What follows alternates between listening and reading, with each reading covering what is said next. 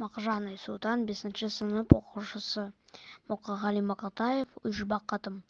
Ең бірінші бақытым халқым менің, соған берем ойымның алтын күнін. Ол бар болса, мен бармын, қор болмаймын, қымбатырақ алтыннан нарқым менің.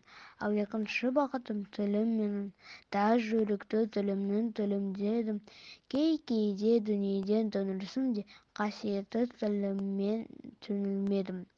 Бақытым бар үшінші, отан деген, Құдай деген, кім десе отан дерем. Оты сөнген жалғанда жан барсың ба, ойланбай-ақ кел дағы отау менен. Түтін түтет, ол сырбы көгере бер. Немерелер көбейсін, шөберелер жадында ұста. Жақсылық күтпегейсің, от емес оқ сұрасаң менен егер. Үш бірдей бақытым бар алақанда, мені мұндай бақытты жаратар ма? Үш күн нұрын төгеді аспанымнан, Атырау, Алтай, Арқа, Алатауға.